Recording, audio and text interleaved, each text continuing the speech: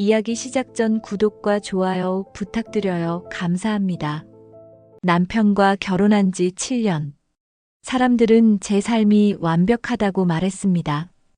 유능한 남편, 그림 같은 집, 부족함 없는 생활. 맞아요. 제 인생은 깨끗하게 닦인 쇼윈도 같았죠. 하지만 그 안은 텅 비어 있었습니다. 온기라고는 찾아볼 수 없는 아름답지만 차가운 유리 상자. 저는 그 안에서 천천히 소리 없이 질식해가고 있었습니다. 진우야, 이게 얼마만이야, 이 녀석. 5년 만에 시동생이 돌아왔습니다. 남편은 잃어버린 동생을 찾은 듯 기뻐했지만 저는 그 순간 심장이 바닥으로 떨어지는 것을 느꼈습니다. 온몸의 피가 차갑게 식고 숨을 쉴 수가 없었습니다. 저에게 그는 그저 도련님이 아니었습니다. 제 완벽한 유리 상자를 깨뜨렸던 유일한 사람이자 제 인생을 송두리째 흔들었던 지독한 악연의 시작이었으니까요. 그리고 저는 직감했습니다. 이것은 끝이 아니라 또 다른 시작이라는 것을. 그날의 모든 진실을 이제 고백합니다. 결혼 생활 2년 차, 남편은 늘 바빴습니다. 그의 세상은 일과 성공, 그리고 미래에 대한 야망으로 가득 차 있었죠. 그 세상에 제가 설 자리는 없었습니다. 그의 성공을 위한 완벽한 배경, 그 이상도 이하도 아니었으니까요. 처음에는 이해하려 했습니다. 남편의 성공이 우리의 미래를 위한 것이라고, 지금의 고독은 행복을 위한 투자라고 스스로를 설득했죠. 하지만 매일 밤 식탁 앞에 혼자 앉아 차가워진 음식을 바라볼 때마다 제 안에서 무언가가 조금씩 죽어가는 것을 느꼈습니다. 또구나. 세 번째야, 이번 주만. 외로움은 서서히, 그러나 확실하게 저를 잠식했습니다.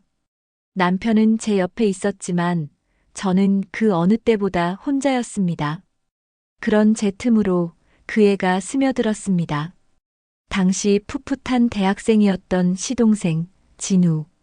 형의 성공을 위해 잠시 우리 집에 머물던 그 아이는 집안의 유일한 온기였습니다. 형수님, 이걸 혼자 다 들고 오셨어요? 손목 다 나가겠네. 형은 뭐하고 형수님 혼자 이걸 들게 해요? 바쁘잖아, 너희 형. 괜찮아, 이 정도는. 안 괜찮아요. 이건 괜찮은 게 아니에요. 여기 봐요. 벌써 빨개졌잖아요. 앞으로는 무조건 저한테 전화하세요. 약속. 제가 다 해드릴게요. 그의 목소리에는 진심 어린 걱정이 담겨 있었습니다.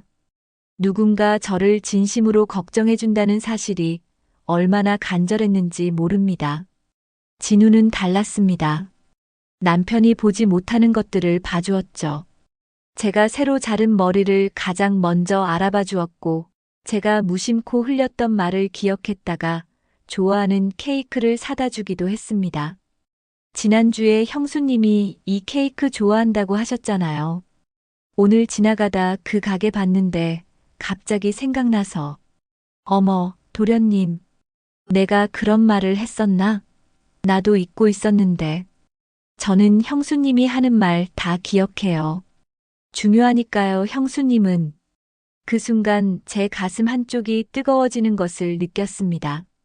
남편과의 대화가 일방적인 보고에 가까웠다면 진우와의 대화는 살아 숨쉬는 소통이었습니다.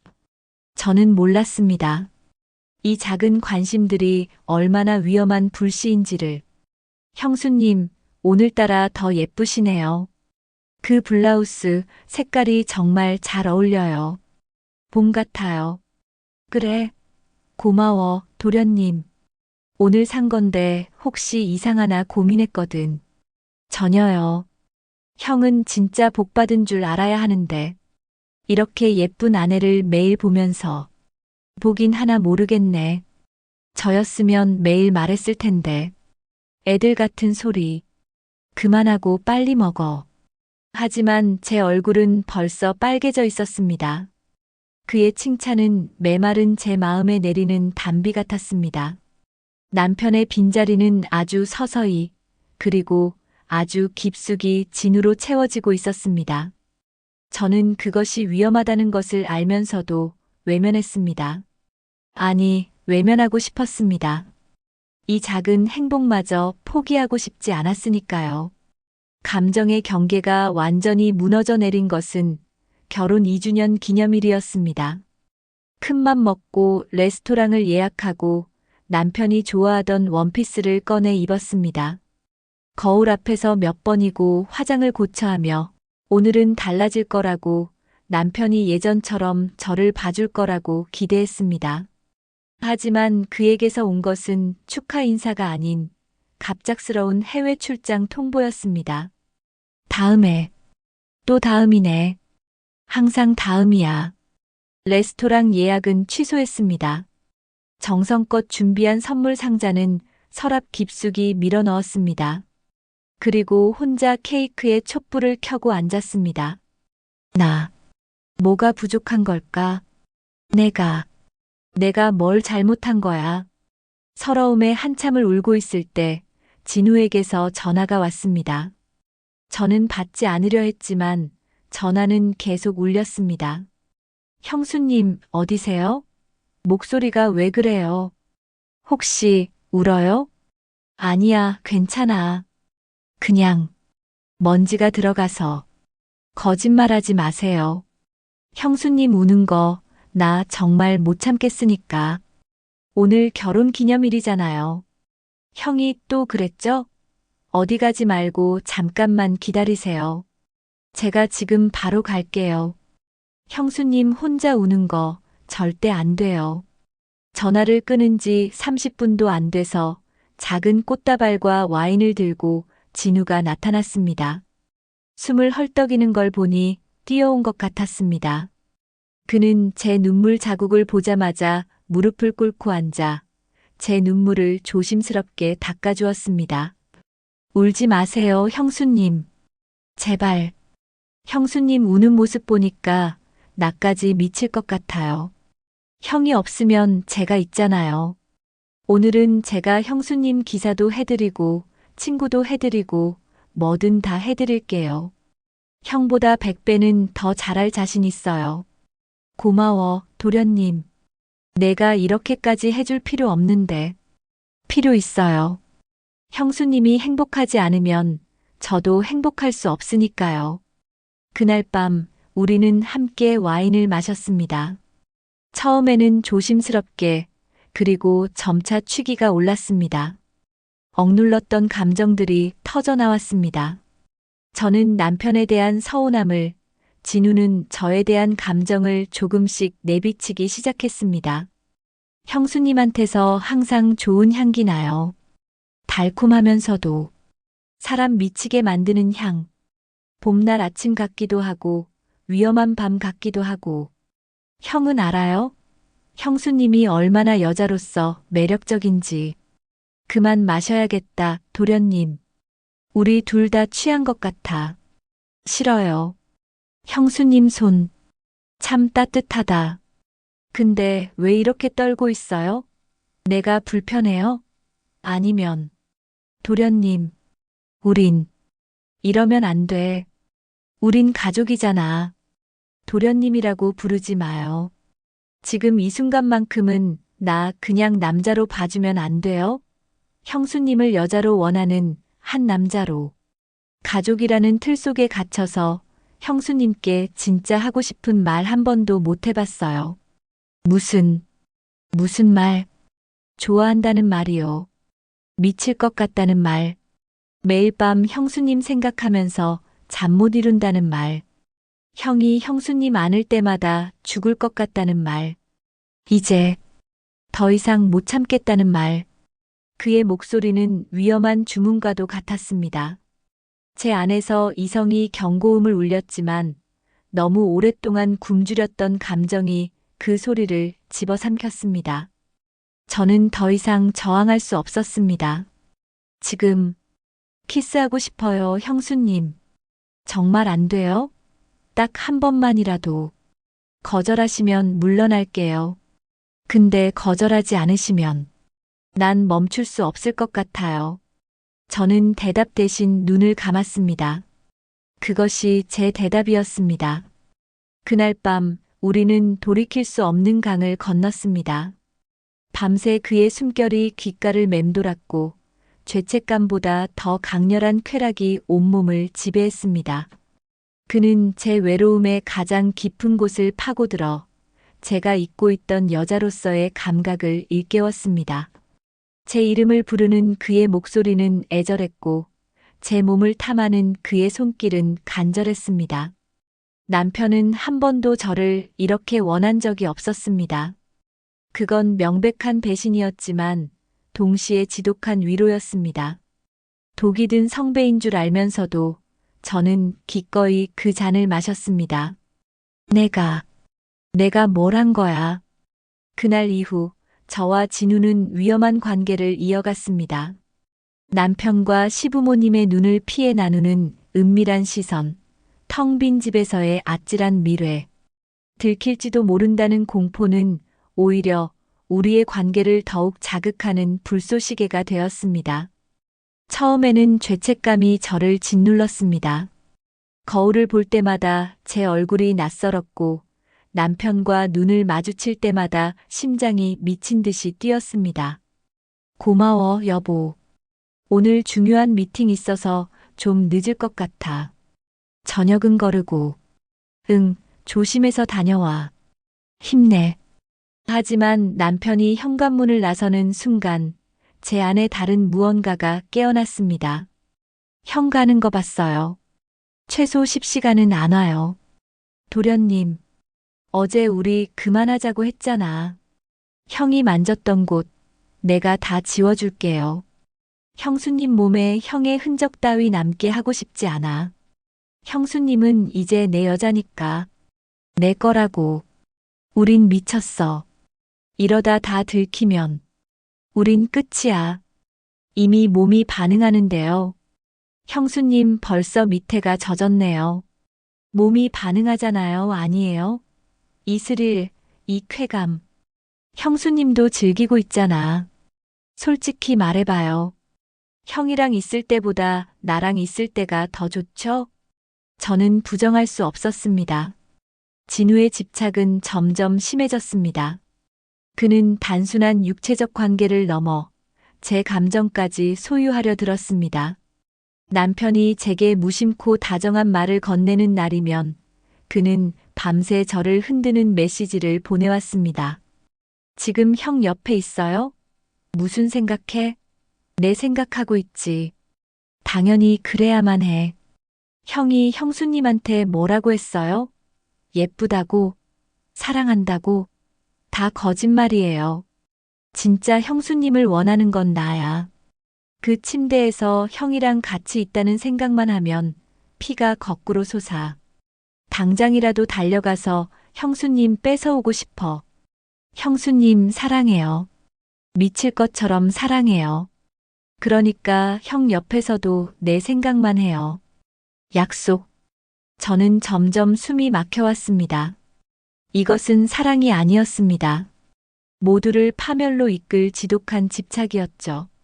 하지만 저는 이미 너무 깊이 빠져 있었습니다.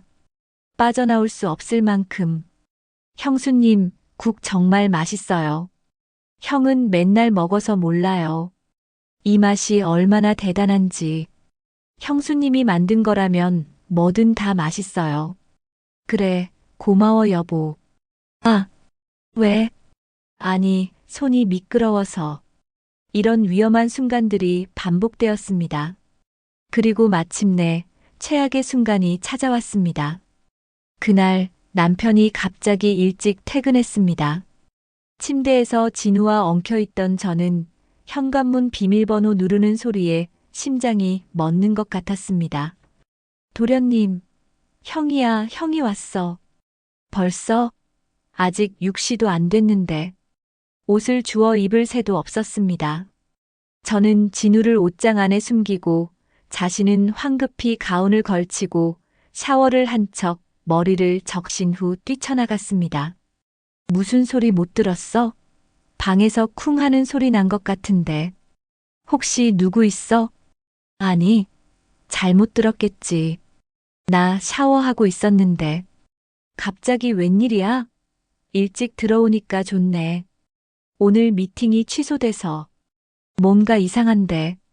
어머, 그럼 우리 오랜만에 외식할까? 당신 좋아하는 일식집 가자. 내가 바로 준비할게.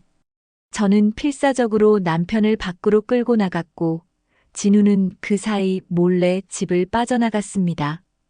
그날 이후 저는 이 미친 짓을 끝내야겠다고 결심했습니다. 더 이상은 안 되었습니다. 이대로 가다간 정말로 모든 것이 무너질 것 같았습니다. 저는 진우에게 이별을 고했습니다. 더 이상 이 관계를 지속할 수 없다고, 우리는 여기서 끝내야 한다고 말했습니다. 도련님, 우리 이제 그만하자. 이건 아니야. 더 이상은 못하겠어. 우린 처음부터 시작하지 말았어야 했어. 뭐라고요? 지금 농담하는 거죠? 농담 아니야. 진심이야. 다신 연락하지 마. 부탁이야. 싫어요. 어떻게 나한테 이래요? 형수님이 먼저 시작했잖아요. 나를 원한 건 형수님이었잖아. 내 세상에 들어와서 다 헤집어 놓고, 내 인생을 완전히 바꿔놓고, 이제 와서 버리겠다고요? 그게 말이 돼요? 미안해. 정말 미안해. 내가 잘못했어. 하지만 이제는 미안하다고, 미안하다는 말로 끝낼 수 있는 일이 아니에요. 내가 형수님한테 뭐예요? 심심풀이 장난감이에요? 외로울 때 잠깐 쓰다가 버리는 거예요? 다신 연락하지 마. 이게 우리 둘 다를 위한 거야. 도련님도 알잖아. 우린 안 돼. 절대로. 차갑게 돌아섰지만 진우는 제 팔을 다시 거칠게 붙잡았습니다. 그의 눈빛은 더 이상 애원이 아니었습니다. 분노와 증오, 그리고 무언가 깨져버린 사람의 광기로 불타고 있었습니다. 나만 버리고 형 옆에서 행복할 수 있을 것 같아요? 그렇게는 안 되죠. 절대. 형수님이 날 이렇게 만들었어요. 그러니까 책임져야죠. 만약 날 진짜로 버린다면 형한테 다 말할 거예요. 우리가 뭘 했는지, 형수님이 나한테 어떻게 매달렸는지 다. 그러지 마. 제발. 그럼 날 떠나지 말아요. 선택은 형수님이 하는 거예요. 나랑 계속 함께 있든가 아니면 모든 걸 잃든가. 하지만 저는 도망쳤습니다. 그 저주 같은 협박을 뒤로한 채 저는 도망쳤습니다. 며칠 후 진우는 갑자기 군에 입대했고 제대 후에는 유학을 핑계로 집을 떠났습니다. 5년간 연락이 두절되었습니다. 저는 그 시간 동안 제 죄를 잊으려 발버둥 쳤습니다. 남편에게 더 잘하려 노력했고 완벽한 아내가 되려 애썼습니다. 하지만 진우와의 기억은 지워지지 않았습니다. 밤마다 꿈에 나타나 저를 괴롭혔습니다. 그리고 지금 5년 만에 돌아온 진우는 완전히 다른 사람이 되어 있었습니다. 풋풋했던 소년의 모습은 온데간데 없고 모든 것을 꿰뚫어보는 듯한 깊고 서늘한 눈빛의 남자가 되어 돌아왔습니다. 진우야, 5년 만이네. 많이 변했다. 완전 어른 다 됐어. 시간이 사람을 변하게 하죠, 형. 저도 많이 배웠어요. 여러 가지를. 저녁 식사 내내 진우의 모든 말은 남편이 아닌 저를 향한 칼날이었습니다. 이중적인 의미를 담은 말들로 저를 은밀히 압박했습니다. 외국 생활 정말 힘들었어요. 특히 밤마다 잠이 안 와서. 너무 그립고 보고 싶은 게 있어서요. 매일 밤 그 생각만 했어요. 뭐가 그렇게 그리웠는데? 음식? 음식. 도 그립고 사람의 온기도 그리웠죠. 한번 맛보면 절대 잊을 수 없는 그런 거. 형은 매일 그걸 누리고 계시니까 모르시겠지만 도련님도 이제 좋은 사람 만나야죠. 소개해 줄까? 아니요. 전 이미 마음에 둔 사람이 있어요. 오래전부터요. 그 사람 아니면 안 돼요. 다른 사람은 눈에 안 들어와요. 식사 후 설거지를 하는 제 뒤로 그림자처럼 진우가 다가왔습니다. 남편은 거실에서 중요한 통화를 하고 있었습니다. 이 집 안에서 가장 안전해야 할 공간이 가장 위험한 밀실로 변하는 순간이었습니다. 몸은 정직하잖아요. 5년이나 지났는데도 내가 다가가니까 이렇게 떠는 거 봐. 다 기억하고 있다는 뜻인데 내가 어떻게 안았는지, 어디를 만졌을 때 형수님이 그렇게 뜨거워졌는지 다 기억나죠? 저리 가, 제발. 다 끝난 일이야. 우린 끝났다고. 끝나. 시작도 형수님이 마음대로 했으면서 끝내는 것까지 마음대로 하려고. 그건 너무 불공평하잖아. 5년 동안 매일 밤 형수님 생각하면서 미쳐갔어요. 이제 와서 끝났다고? 절대 안 돼. 다시 느끼게 해줄까요? 형이 바로 저기 있는데 아주 짜릿하게. 형 몰래 바로 여기서. 들키면 어떻게 될까요? 여보, 괜찮아? 손은 안 다쳤어? 무슨 일이야? 형수님이 많이 피곤하신가 봐요. 손이 떨리시네. 오랜만에 제가 와서 신경 많이 쓰셨나? 미안해요, 형수님. 제가 치울게요, 형. 형수님은 좀 쉬세요. 그래. 여보, 괜찮아? 응, 괜찮아. 저는 깨달았습니다. 진우는 단순히 재회하러 온 것이 아니었습니다. 5년 동안 그는 지옥에서 복수를 계획했던 겁니다. 제게 가장 달콤했던 기억을 가장 끔찍한 악몽으로 되돌려주기 위해 그는 저를 파멸시키러 온 것이었습니다. 그날 이후 진우의 교묘하고 잔인한 복수가 시작되었습니다. 그는 남편 앞에서는 누구보다 듬직하고 예의 바른 동생 행세를 했지만 단둘이 있을 때는 저를 벼랑 끝으로 몰았습니다. 그의 전략은 간단했지만 치명적이었습니다. 남편에게 의심의 씨앗을 조금씩 심는 것이었죠. 이 사진 기억난다. 형 출장 갔을 때 형수님이랑 둘이 심야 영화 보러 갔던 날이네. 그때 형수님 슬픈 장면에서 우는 모습이 어찌나 예쁘던지. 내가 막 지켜주고 싶고 안아주고 싶고 그랬어요. 그래, 둘이 영화도 보러 다녔어? 난 몰랐네. 언제? 그냥. 시간이 남아서. 그냥 같이. 형수님이 너무 외로워 보이셔서 제가 자꾸 같이 나가자고 그랬죠. 형은 맨날 바쁘니까. 그때 참 좋았는데. 남편의 표정이 미묘하게 변했습니다. 의심의 씨앗이 심어진 것이었습니다. 형수님, 별건 아니고 외국에서 지나가다 봤는데 형수님 생각이 나서 샀어요. 받아주세요. 야, 형수님한테만 선물이야?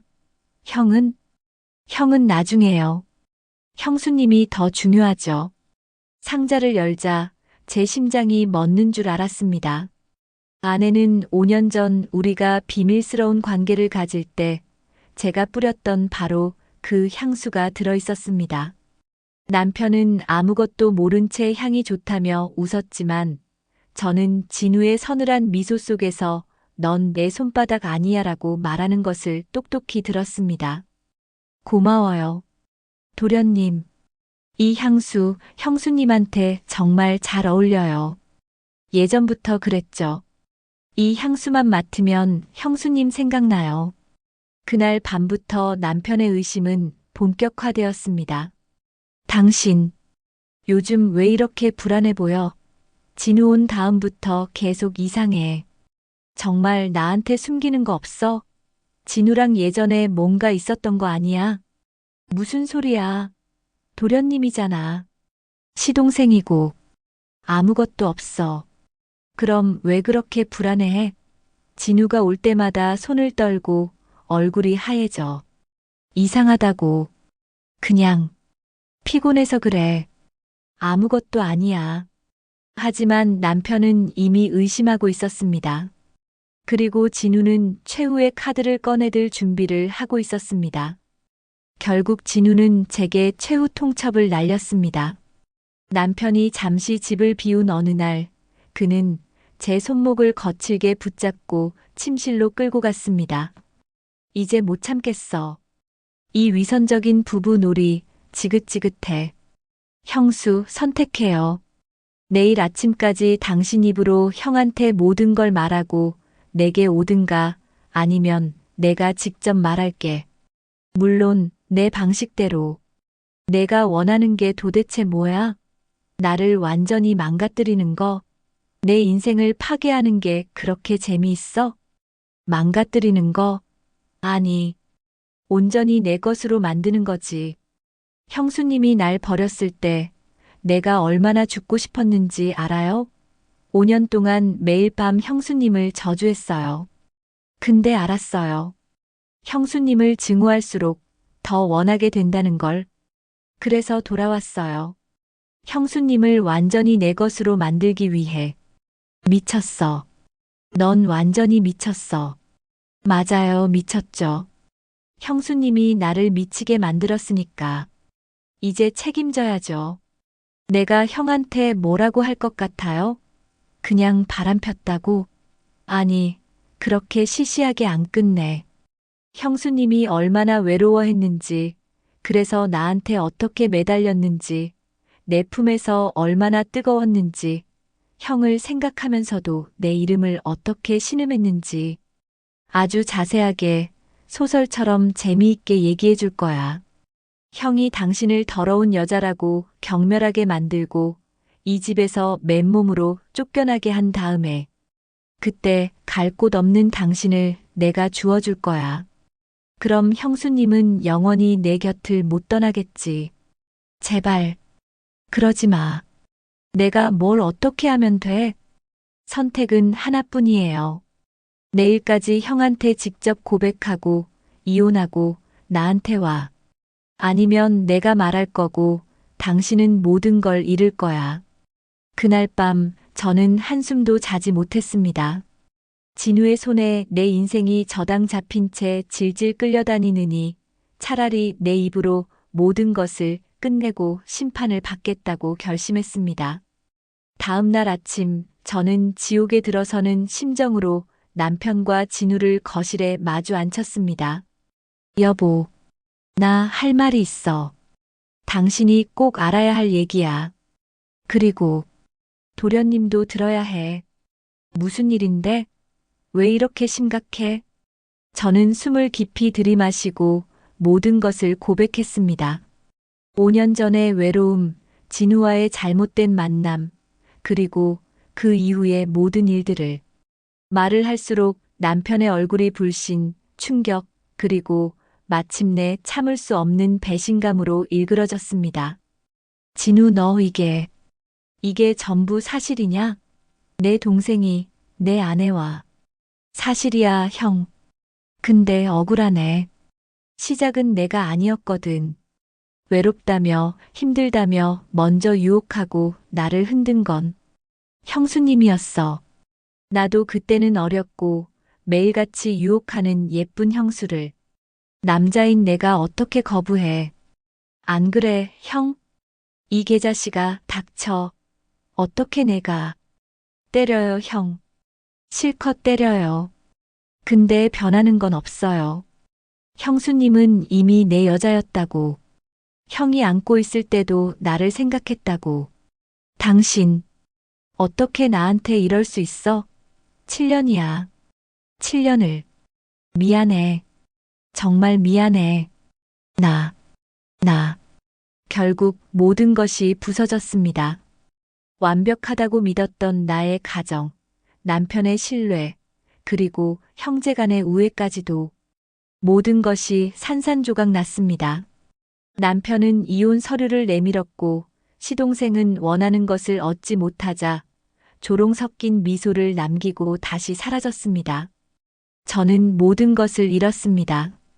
한순간의 외로움을 이기지 못하고 탐했던 독이 든 쾌락은 결국 제 모든 것을 집어삼켰습니다.